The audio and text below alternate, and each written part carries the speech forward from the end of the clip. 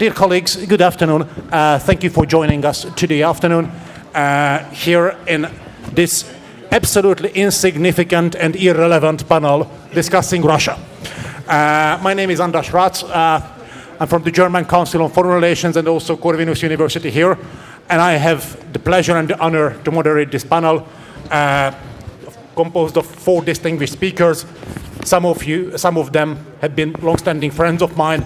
Some of them was someone I quoted even in my PhD a long time ago. So I'm really, really honored to be here. And before we move to the content side, there is also the pleasure of saying a big thank you to all of our supporters, particularly the Konrad Adenauer Stiftung Foundation, which made it possible this event to be here. And because this clock is putting quite some pressure on us, I'm not going to introduce the panelists in details because that would just take away more time. So without any further ado, first let's start with Giorgio Cella, who had the unusual pleasure of finishing a book about Ukraine just before the full-scale war broke out. So how we will go, each and every speaker will deliver their kind of opening statements, 5, 6, 7-ish minutes, and thereafter we move to the discussion. So Giorgio, as the luckiest one of all of us, you start. Thank you first off for the invitation to the Ambassador Rácz Sembrezeni. I had the pleasure to be here on the first edition as well last year of this already traditional security conference for Hungary concerning security and geopolitics and energy. And our panel is pretty challenging because it's a projection of things in time. And so there are a lot of variables and elements that might change from now to the moment in which Europe would be facing Russia in a new scenario, in a new relation. First off, I think that the most important point in order to shape a future scenario of EU-Russia bilateral relations is the unfolding and the development of the situation in Ukraine. We are seeing a roller coaster of statements coming from the US, from Trump, from Putin, from Zelensky, from all the actors involved, a lot of diplomatic dynamics going on. So we really have to look at how the Ukrainian issue will be solved, in what terms, if it's going to be just an enduring peace, as all of the Western leaders are asking for, rightfully, or if it's going to be a cold peace, or if there will be a peace at all. So this is the first point that we need to consider when analyzing Russia and EU future scenarios. Secondly, what kind of Europe will Russia face or will deal with once the war in Ukraine will be hopefully over? This is, as I said, projected into the future, but as an historian, I gotta look back in the past as well. So a quick note on Europe's unity. Europe has never been united as a continent, as a geopolitical force, as we know, maybe only in past times of Charlemagne in the 1800s. So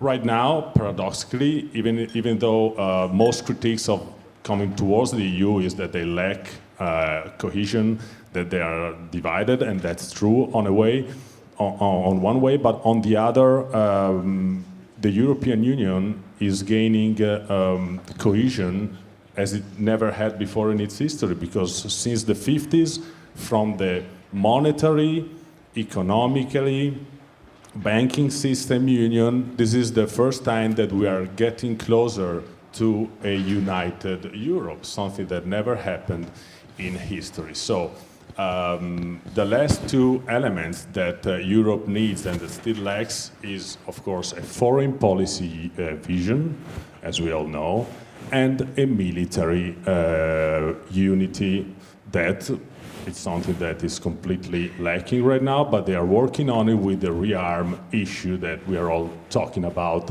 since a few months, and the Readiness 2030 plan. Okay, so in case the European Union manages to complete these 2 lacking elements of its potential unity, Russia will find herself dealing with a way stronger geopolitical competitor in the EU. Another point of how this relation might be shaped into the future of between EU and Russia. Of course, it deals with the US, with Trump's US diplomacy, how the US is going to shape their future bilateral relation with Russia. We all know that that Trump started out as by kind of not blaming Ukraine for the war, but we were almost there, and he was really accommodating towards Russia's reasons for the war, and he had a very friendly, let's say at least friendly, bilateral relation with Putin's Russia. At least this is what he wanted to do in the beginning, his intention. Now he is finding many obstacles in his way in order to do this rapprochement with Russia. But what Trump's US wants to is, I think, apparently at least, to integrate or at least create a more cooperative system with Russia, getting it back into the international system, or at least closer to the Western world, and trying to create a gap between one of the most significant issue in international politics nowadays, which is the relation, the strategic, always more strategic relation between Russia and China. So these are a few points. Do I have to stop? Because I don't know. Perhaps it's useful. Okay. So we're having more time for debate. So thank you, Giorgio, really. And you ended right at the perfect point to introduce our second speaker, the one who has the most insider knowledge of Russia. So Konstantin, a long-term contributor and editor of the Deutsche Welle, and the real insider scientist of what's going on in Russia. Konstantin, the floor is yours. Thank you very much. Not so much of an insider anymore, since I cannot travel to the country where I was born, and as a foreign agent, even more so. Let me basically go to the core of the questions that were described in the introduction to our talk. And one of the main questions that still remain unresolved, and I think that Giorgio referred to it, is actually what kind of Russia we're talking about when this so-called peace is going to happen. Personally, and I'll just give you a few bullet points, all of them are my personal thoughts and convictions in some way, and maybe to some extent also the result of observing the Russian society. Actually, you can still talk on Signal and WhatsApp to people in Russia. So what I want to say, first and foremost of all, I do not believe in any peace anytime soon. As long as Vladimir Putin is in Moscow, he told you so, he will continue this war. This is his project for his Russia, his understanding of his place in global history. We are dealing with someone who is essentially measuring himself against figures like Peter the Great, and with such hubris, I do not think he will stop this war. He can only stop it in one case: if conditions inside Russia, economic or societal, are such that his regime will be threatened. As long as it is not so, he will continue waging this war. And I think he's convinced, maybe wrongly, I'm not an economist and I'm not a sociologist, but I'm absolutely certain he's convinced he can do it with the kind of economy he has, which is a bicycle that's now constantly rolling within huge military production being completely outsourced and fueling Russian civilian economy. And this is my important point number two, with the kind of population that we have in Russia today. Frankly speaking, a lot of my friends from the Russian opposition, they go to gatherings like this and say, well, you know, it's Putin's war. Because of the police state, Russians are just sort of suppressed and they can do nothing about it. I'm really sorry, this is not so. The Russian society is, I wouldn't say actively participating in this war, but it is complicit in this war with its silence. And that's a very important point for the future, because even if the war ends tomorrow,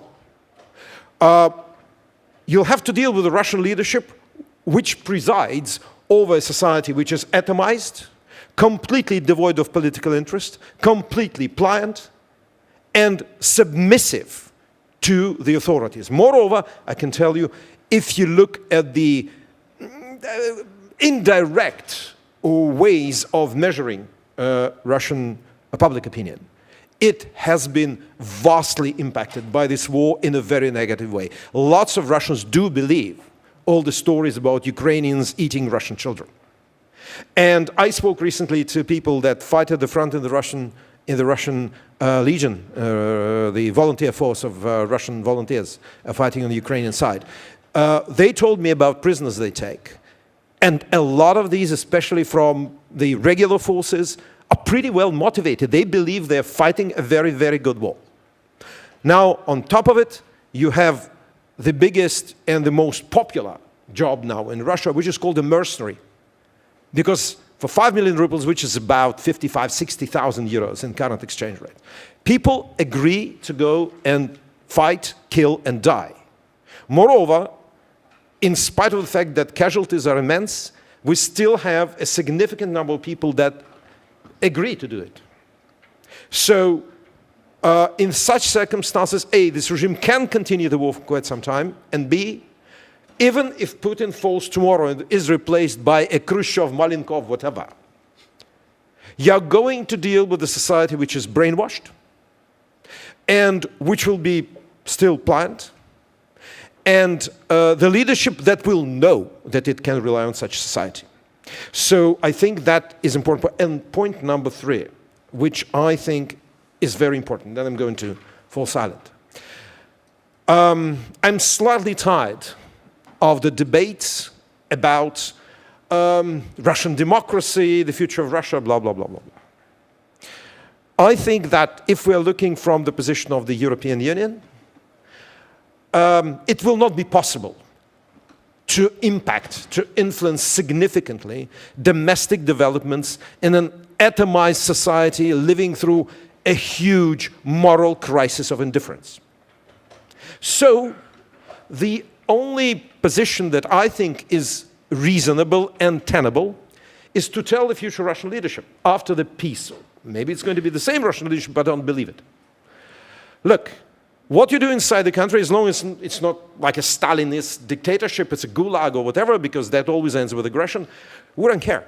It could be a constitutional monarchy, it could be some kind of Singapore-style Lee Kuan Yew dictatorship, you name it. The main thing is that you stay inside 1991 borders, and by the way, get out of Moldova too. As long as you're not a military threat, we're going to deal with you. But what you do inside, well, we have our parameters, but these parameters are pretty wide. We're not going to teach you how to live your life.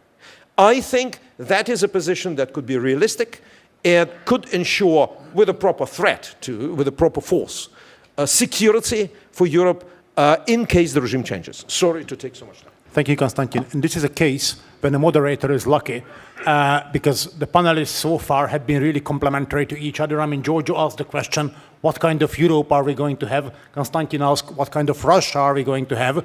So now the floor goes to our third speaker, Christina Krause. So how does it look like from the perspective of a prestigious German political foundation? How do you see it? What are we going to face? Thank you.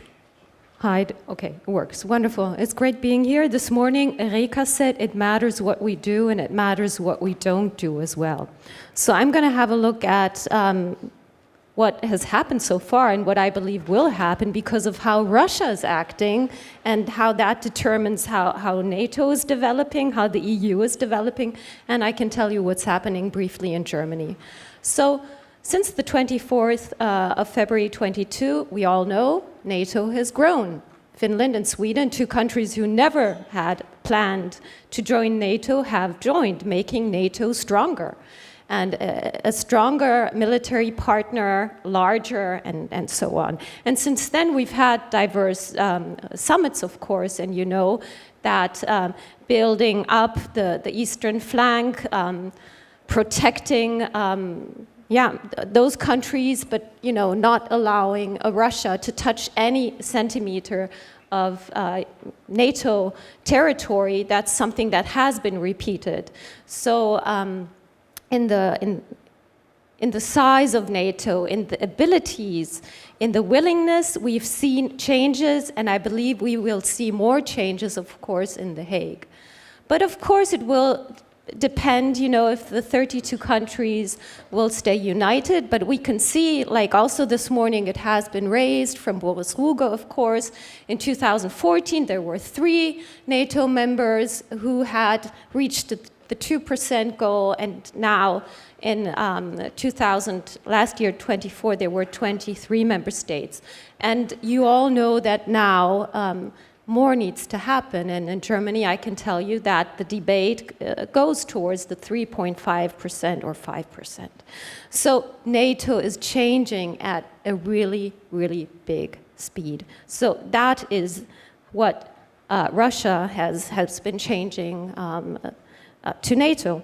And then Europe, the EU. I think it is definitely a historical moment. And you can see that the EU is changing rapidly. It's growing up, and we will see if it will continue becoming an adult or if it will stay and if it will be scattered. But just to mention a few things, I mean, we have the white paper. We have, for the first time ever, a commissioner. He was here this morning, Kubilius, who's there for defense, but also for space. We have so many. Maybe some people could argue too many programs. I mean, many of you know them. For decades, we've been wanting to pool and share, to do more commonly. But when, if not now, is the time for rearm or to really build up readiness by 2030? And I think traveling throughout European and NATO capitals, we're all aware that Russia has the ability to attack us already, and everyone is questioning, will we stand together? And I believe we will. And then coming thirdly to what's happening in Germany. So in 2022, we saw on a strategic level, we saw that NATO had the strategic concept, the EU passed the strategic compass, and Germany, a year later, for the first time ever, passed its first national strategic strategy, security strategy. And the new government that was just elected recently, now for the first time, will have a Security Council. This is something we've been asking for a long time, and now it's there. And we've had, after the full-scale invasion of Russia into Ukraine, I mean, you've heard that probably, the 100 billion special fund for the German army. Now we're moving on, we're doing much more. And will it be enough? That depends on us. That's why it's an historical moment. I can assure you that Friedrich Merz is a chancellor that sees his chancellery as a foreign and security chancellery. And of course, also the government looks at public opinion, but the solidarity with Ukraine is very high, and the knowledge that Russia is threatening our peace and liberal values is known as well. So I want to finish with that. Thanks so much. Thank you, Christina, and thank you also for the optimistic note. And before we move to the hopefully similarly optimistic questions, we have the honor to have also Vladimir Socor here, who will present his views. Vladimir, the floor is yours.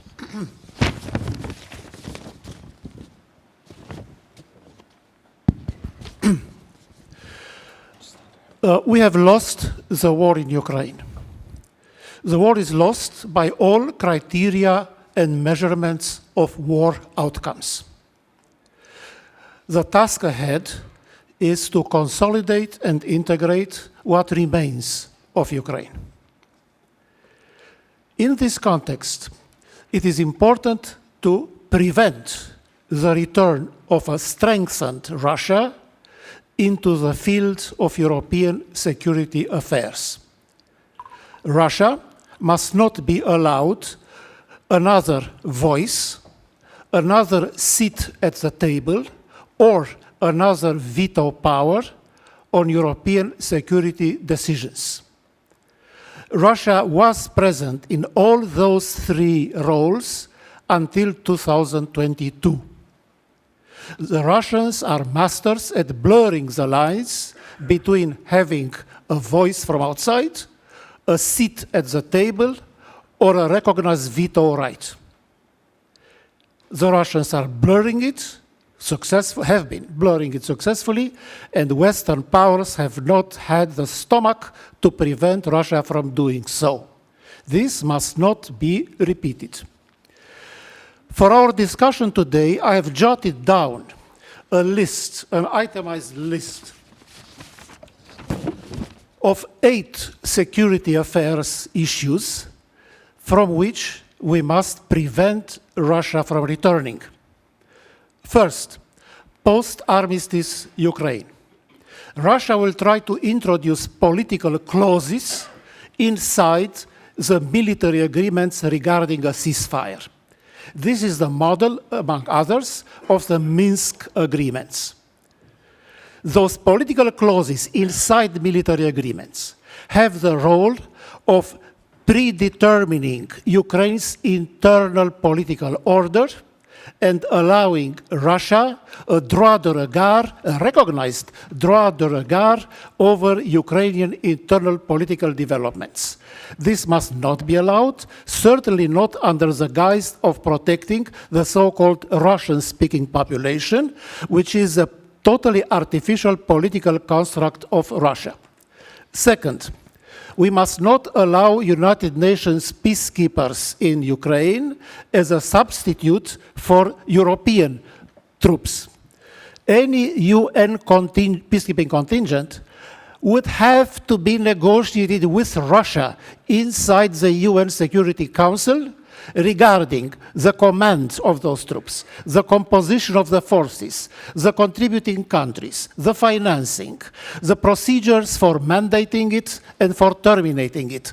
All of this would need to be negotiated in detail with Russia in the United Security Council. This is unacceptable. We need European forces, never again United Nations peacekeepers. Third, Moldova. Transnistria must be resolved alongside Ukraine because the Russian military presence in Transnistria represents a potential threat of encirclement of Ukraine. Moldova is in danger of being taken over by a pro-Russia government, which could then consolidate the Russian military presence in Transnistria. The negotiating framework for Transnistria is the so-called 5+2 format, in which Russia plays simultaneously the role of belligerent, the role of mediator between its own proxies and Moldova, and the role of post-conflict guarantor. This format should be buried. It is not legitimate. It was a Russian creation from the beginning. It should be buried. Issue number 4, NATO-Russia. NATO must never be in a position of negotiating with Russia about constraints of NATO's own forces, which was the case with the NATO-Russia Founding Act in 1997, and then the debates in the NATO-Russia Council since 2022. Never again. Number 5, let the OSCE rest in peace. The OSCE has...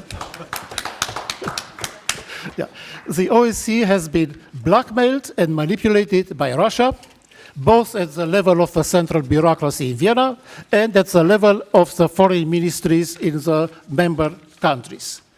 So the OSCE is dormant at the moment. Russia itself has almost killed the OSCE, and let it be that way. We don't need the OSCE again. Number 6. No more highfalutin normative documents of the type of the Helsinki Final Act, the Paris Charter, the Istanbul Charter, the Astana Declaration, purporting to set norms of behavior in European security. This sort of documents created a false sense of security in Europe. It contributed to the moral and military disarmament of Europe by nurturing the pretense that Russia could adhere to this. Again, never again. Number 7, the Black Sea. If there is a ceasefire in Ukraine, does this mean that Russia's fleet, 2/3 of it are remaining, that Russia's fleet could return to its base in Sevastopol and once again threaten freedom of navigation and international commerce in the Black Sea as it did in 2022-2023 until Ukraine drone warfare ended that situation? If there is a ceasefire and Ukraine is no longer allowed to use drone warfare, and if Crimea is legally recognized as a part of Russia as the Trump administration proposed on April 25, that means a renewed Russian threat to the whole of the Black Sea from Crimea, and Ukraine being paralyzed, unable to respond. And finally, number 8. What will happen after Mr. Putin, for one reason or another, leaves the stage? My private fear is that we are going to experience another Geneva 1955 moment. 2 years after the death of Stalin, Western leaders rushed to embrace the new Soviet leadership at the so-called at the Geneva conference in 1955, and the result was a euphoria, which was called at the time the Geneva spirit. Eisenhower, the British government, the French government met with the Soviet leaders. There was euphoria. The Cold War is over. And then 1 year later, the Soviet Union invaded our host country, Hungary. And I did not notice that Eisenhower, who had been present at Geneva, was especially troubled by what happened in Hungary in 1956. Now, when Putin dies, Russia's foreign policy has been personalized, reduced to Putin's own person, to such an extent that when Putin dies, there will be an enormous sigh of relief in the West that Putin has died, and there may be a scramble by Western leaders to rush and meet the new Soviet leadership. So no more spirit of Geneva 1955. Thank you. Thank you, Vladimir. Thank you, Vladimir. And I see the questions here on the screen, but so far I see only one question which is related to Hungary. That's a different story. So before we move to questions or you make up your mind for further questions, first I would like to ask whether you have immediate reactions to each other, Konstantin, perhaps. Yes, personally, I think that a lot of, for example, Vlad Socor said, chimes with what I think should be the correct position. The difference is that I do think that there's going to be quite a long time before we even come to discussing what Vladimir mentioned. I do think that it is important for the West also to know 2 things, which I will add. A, do not believe Putin's nuclear blackmail. We already know enough. He's a coward. Someone who loves high life so much is not going to start nuclear war, also because he knows he's going to lose it big time. Number 2, and I think that that is also important. People are asking, can he attack NATO territory? I do not think we are talking about like full-scale invasion. But what I think could really happen, I live in Vilnius, 32 kilometers from the Russian protectorate, which is called Belarus. What I do believe is that if Putin feels that he's winning in Ukraine, and I mean he thinks that he's winning, he's going to try to through a provocation to test NATO's resolve to defend the eastern flank, via a raid by a Spetsnaz, via trying to block transport, something. I'm absolutely certain. And I do think that he's going to do it actually maybe quite soon, before the German brigade is fully deployed in Lithuania, which is slotted for 2027. Again, I'm not talking about full-scale invasion. That will be seen quite well. But I'm talking about a raid, let us imagine, a raid by Russian quote-unquote veterans on Narva, or on Daugavpils, or on Pagėgiai in Lithuania, across the bridge in 1 hour. And then let's look at the North Atlantic Council meeting, and who will be the first to say, we are not going to die for Narva? I think that this is a real scenario that should be taken into account, and we should think about it not in terms of the future after the war, now. Thank you. And actually, when it comes to the possible scenarios of a North Atlantic Council meeting with some allies disagreeing, now I see actually two questions, both are related to each other. So first I'm reading it out, and thereafter we give the floor to the audience. Please, I'm encouraging you to use the Slido surface for questions. So the question we have, can we expect tensions in Hungary's and Slovakia's relationship with the EU and NATO partners once a ceasefire is achieved? So how do you see the internal dynamics of the EU and NATO vis-a-vis or regarding Hungary's and Slovakia's position? Perhaps, Giorgio, Katarina, you might be the best suited for. Okay, it was something I wanted to say in the beginning, another point, which is contained in the title of our discussion, which is back to business as usual. Actually, in the so cynical realpolitik, this is something that we cannot rule out. Let's have a quick throwback at 2014. Crimea is annexed by Russia, of course, breach of international law. We had another 8 years of full bilateral relations between Russia and the most important countries of the EU. First off, Germany. Back then, do you remember the energy issue? It was not only continued, but it was doubled down with the Nord Stream 2. So just looking at facts of recent history, again, as an historian, I go back a bit in the past.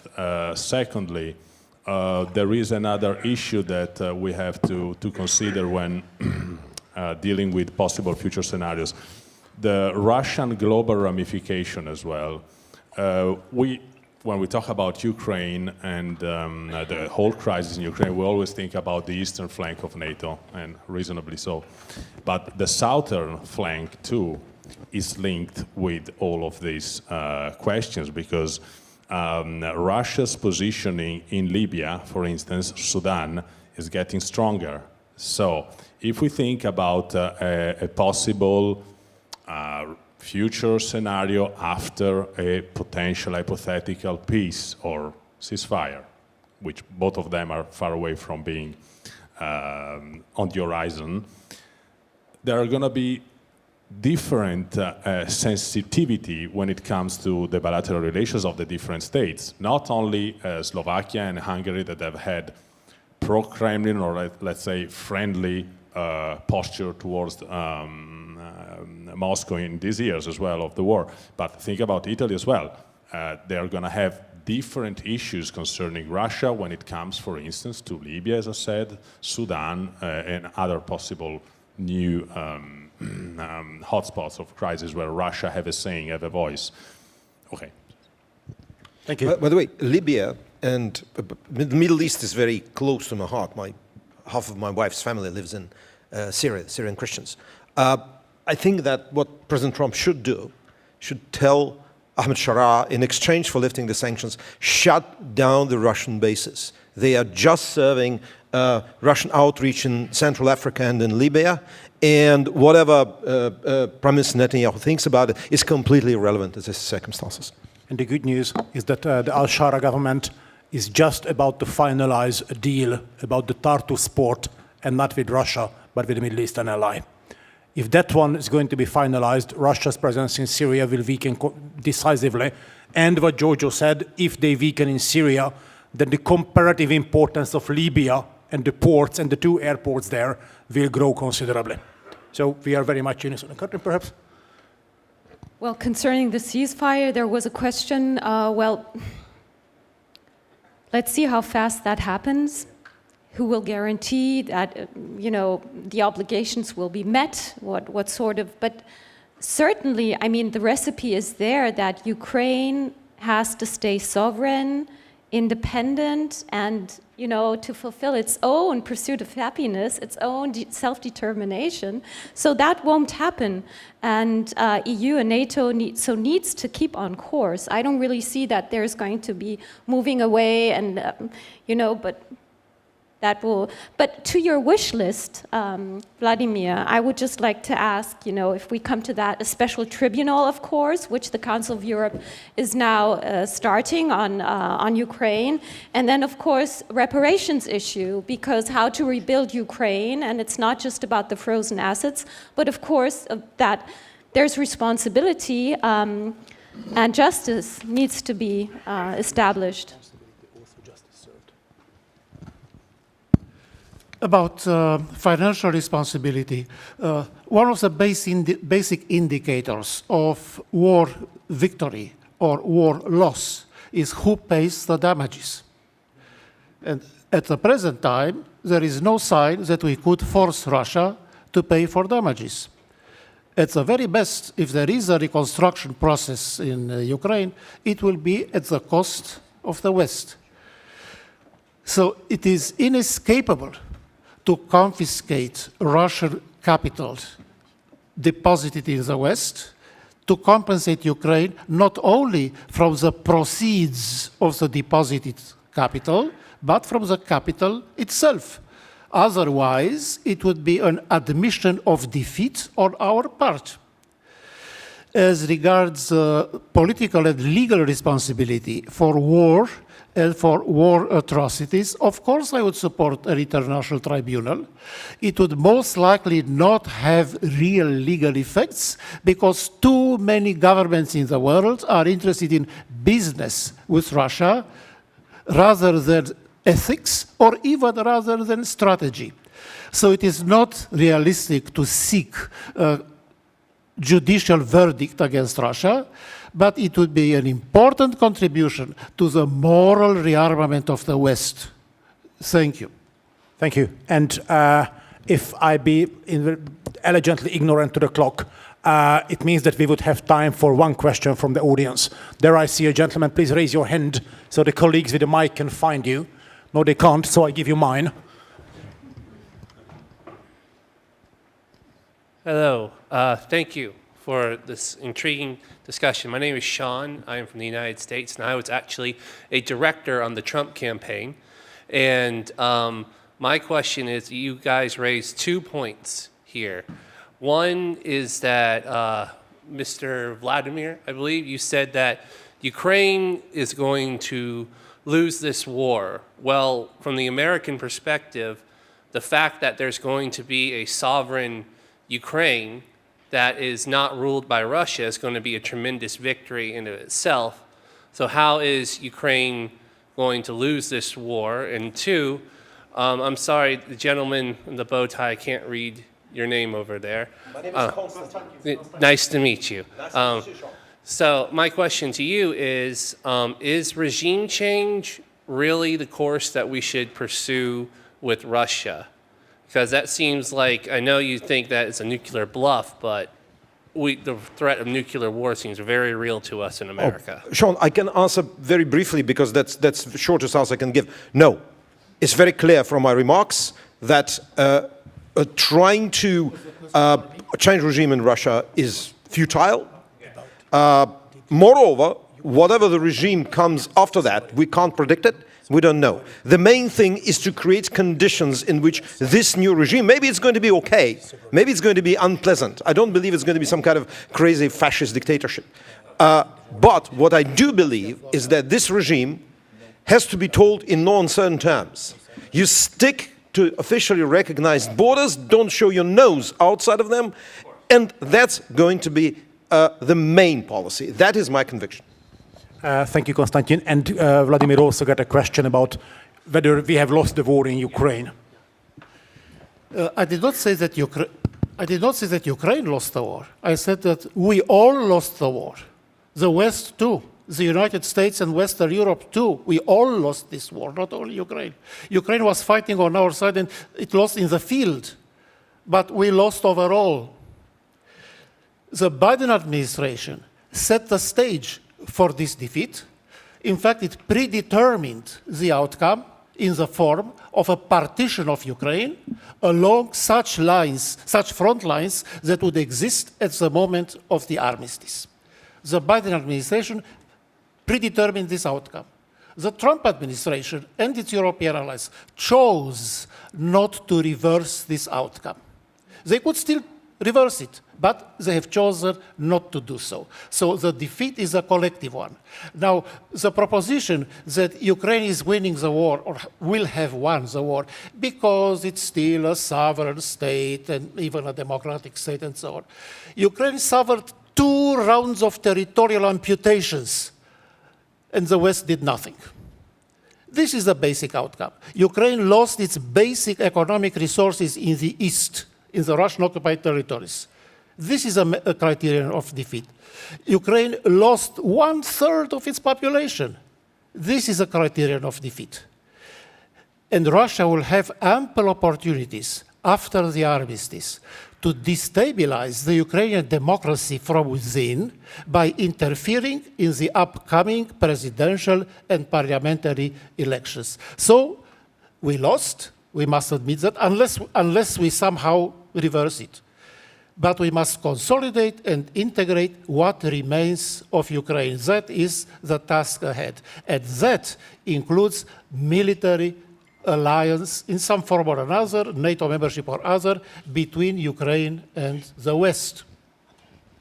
Thank you, Vladimir. Can I add 10 seconds? First I ask the organizers whether we can have a few more minutes, Tamás. Konstantin, there you I go. wanted to qualify what I said. I don't want to monopolize the time. When I say I think regime change is not the policy, I mean like you do not create a HQ in Washington or in London saying our task is to overthrow Putin.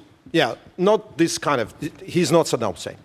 What I mean, though, is that the policies with regard to Russia should be such that fear of what will Putin think about nuclear war or whether it's going to be, whether the collapse of Russian gas market is going to lead to disturbances in Novosibirsk. No, forget, this should not be of concern. They should be pressured massively without regard for domestic consequences. But yes, if you think about overthrowing Putin, I don't think that's realistic. What I mean is that all fear of what's going to happen to this wonderful future Gorbachevian paradise in case we sell off 300 billion Russian assets, forget it. First of all, don't believe there's going to be Gorbachevian paradise. Even if it does, it will then come, it will be slightly poorer, it means slightly more pliant. Really sorry, but I needed to qualify it. Thank you. And we have just one short comment before we close up, please. Yes, a very, very short, just for the sake of clarification, Could you because introduce yourself? Velina Chakarova is my name. I'm a geopolitical expert based in Vienna, by the way, so I cannot but agree with the one point on Vienna and OSCE. Very short clarification regarding the new deal with UAE, considering the ports in Syria, and right now the way things are, and again this comes back to the topic on warfare, and that the war was lost on behalf of the West, also when it comes to the international arena and the so-called international isolation of Russia, because this deal that now Syria is regarding with the UAE, by the way, UAE being a regional hub for bypassing the Western sanctions, is actually considering only the civilian ports and is not including the military presence of Russia in Tartus. So as we are right now here and discussing possible shift of Syria, it has nothing to do with the Russian military presence in Eastern Mediterranean and specifically in Tartus. So these are two separate things being, happening simultaneously, which comes back to the point how we reflect on reality here in the West, which has a lot to do with wishful thinking, because now we believe because we are removing the Western sanctions on Syria, Syria will play along and will actually get rid of the Russian presence. But this is not how reality works. And again, my plea here is that to be more realistic about what we really want in this specific war and what we really want to achieve with our approach to Russia. Thank you, Velina. And I mean, that's what I call a lively debate. So really, we extended time a bit, but Tamás was generous enough to let us do so. So the only thing I left is to say big thank you to all our panelists in the order of speaking: Giorgio, Konstantin, Christina, and Vladimir, and to all of you who contributed either personally or online. And last but not least, of course, to the Konrad Adenauer Stiftung, the foundation which made it possible to happen. Thank you all. You all deserve the coffee. Thank you.